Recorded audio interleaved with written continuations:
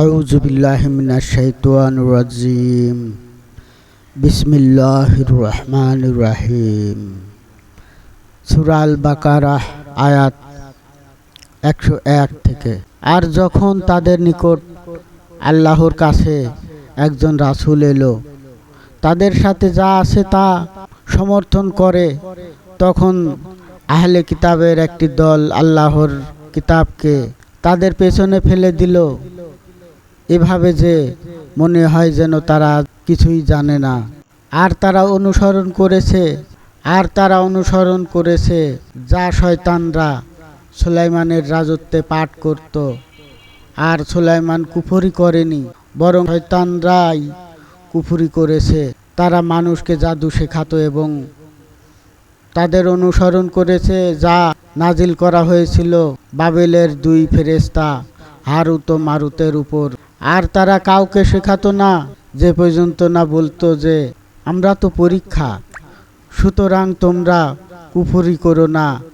এরপরও তারা তাদের কাছ থেকে শিখত, যার মাধ্যমে তারা পুরুষ ও তার স্ত্রীর মধ্যে বিচ্ছেদ ঘটাতো, অথচ তারা তার মধ্যে কারো কোনো ক্ষতি করতে পারত না আল্লাহর অনুমতি ছাড়া। আর তারা শিখত যা তাদের ক্ষতি করত, তাদের উপকার করত না, এবং তারা অবশ্যই জানত যে যে ব্যক্তি তা ক্রয় করবে আখিরাতে তার কোনো অংশ থাকবে না, আর তা নিশ্চিত রূপে কতই না মন্দ, যার বিনিময়ে তারা নিজেদের বিক্রয় করেছে। যদি তারা জানত, আর যদি তারা ঈমান আনত এবং তাকওয়া অবলম্বন করত, তবে অবশ্যই আল্লাহর পক্ষ থেকে তাদের জন্য প্রতিদান উত্তম হতো, যদি তারা জানত।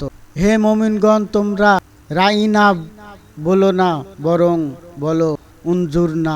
আর শোনো, কাফিরদের জন্য রয়েছে যন্ত্রণাদায়ক আযাব। আহলে কিতাব ও মুশরিকদের মধ্য থেকে যারা কুফরি করেছে, তারা চায় না যে তোমাদের রবের পক্ষ থেকে তোমাদের উপর কোনো কল্যাণ নাজিল হোক। আর আল্লাহ যাকে ইচ্ছে তাকে তার রহমত দ্বারা খাস করেন, এবং আল্লাহ মহান অনুগ্রহের অধিকারী। আমি যে আয়াত রহিত করি কিংবা ভুলিয়ে দেই তার চেয়ে উত্তম কিংবা তার মতো অনয়ন করি। তুমি কি জানো না যে আল্লাহ সব কিছুরই উপর ক্ষমতাবান? তুমি কি জানো না যে নিশ্চয় আসমান সমূহ ও জমিনের রাজত্ব আল্লাহর, আর আল্লাহ ছাড়া তোমাদের কোনো অভিভাবক ও সাহায্যকারী নেই? নাকি তোমরা চাও তোমাদের রাসূলকে প্রশ্ন করতে, যেমন পূর্বে মুসাকে প্রশ্ন করা হয়েছিল?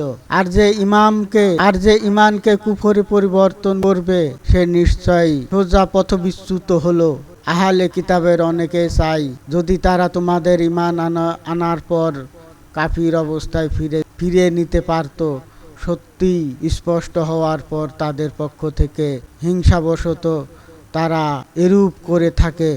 সুতরাং তোমরা ক্ষমা করো এবং এড়িয়ে চলো যতক্ষণ না আল্লাহ তার নির্দেশ দেন। নিশ্চয় আল্লাহ সব কিছুর উপর ক্ষমতা। আর তোমরা সালাত কায়েম করো ও যাকাত দাও, এবং যে নেক আমল তোমরা নিজেদের জন্য আগে পাঠাবে তা আল্লাহর নিকট পাবে। তোমরা যা করছো নিশ্চয় আল্লাহ তার সম্যক দ্রষ্টা। আর তারা বলে, ইহুদি কিংবা নাসারা ছাড়া অন্য কেউ জান্নাতে প্রবেশ করবে না। এটা তাদের মিথ্যা আশা। বলো তোমরা তোমাদের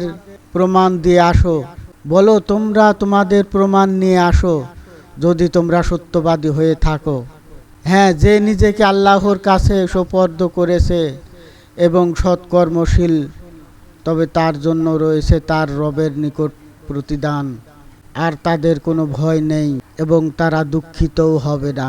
আর ইহুদিরা বলে নাসারাদের কোনো ভিত্তি নেই, এবং নাসারা বলে ইহুদিদের কোনো ভিত্তি নেই, অথচ তারা কিতাব পাঠ করে। এভাবেই যারা কিছু জানে না তারা তাদের কথা মতো কথা বলে। সুতরাং যে বিষয়ে তারা মতবিরোধ করত, আল্লাহ কিয়ামতের দিন সে বিষয়ে তাদের মধ্যে ফয়সালা করবেন। আর তার চেয়ে অধিক জালেম কে, যে আল্লাহর মসজিদ সমূহে তার নাম স্মরণ করা থেকে বাধা প্রদান করে এবং তা বিরান করতে চেষ্টা করে। তাদের তো উচিত ছিল ভীত হয়ে তাতে প্রবেশ করা। তাদের জন্য দুনিয়া রয়েছে লাঞ্ছনা আর আখিরাতে তাদের জন্য রয়েছে মহা আযাব। আর পূর্বে ও পশ্চিম আল্লাহরই, সুতরাং তোমরা যেদিকে মুখ ফিরাও সেদিকেই আল্লাহর চেহারা। নিশ্চয় আল্লাহ প্রাচুর্যময়, সর্বজ্ঞ। আর তারা বলে আল্লাহ সন্তান গ্রহণ করেছেন, তিনি পবিত্র মহান। বরং আসমানসমূহ ও জমিনে যা কিছু আছে সব তারই অনুগত। তিনি আসমানসমূহ ও জমিনের স্রষ্টা। আর যখন তিনি কোনো বিষয়ের সিদ্ধান্ত নেন তখন কেবল বলেন হও, ফলে তা হয়ে। আর যারা জানে না তারা বলে, কেন আল্লাহ আমাদের সাথে কথা বলে না, কিংবা আমাদের কাছে কোনো নির্দেশ আসে না। এভাবে যারা তাদের পূর্বে ছিল তারা তাদের কথার মতো কথা বলেছে। তাদের অন্তরসমূহ একই রকম হয়ে গিয়েছে। আমি তো সময় স্পষ্ট করে দিয়েছি এমন কওমের জন্য যারা দৃঢ় বিশ্বাস রাখে। আমি তোমাদেরকে প্রেরণ করেছি সত্যসহ সংবাদদাতা ও সতর্ককারী রূপে, এবং তোমাকে আগুনের অধিবাসীদের সম্পর্কে প্রশ্ন করা হবে না। নিশ্চয় আমি তোমাদেরকে প্রেরণ করেছি সত্যসহ সুসংবাদদাতা ও সতর্ককারী রূপে, এবং তোমাদের আগুনের অধিবাসীদের সম্পর্কে প্রশ্ন করা হবে না। আর ইয়াহুদী ও নাসারা কখনো তোমার প্রতি সন্তুষ্ট হবে না যতক্ষণ না তুমি তাদের মিল্লাতের অনুসরণ করো।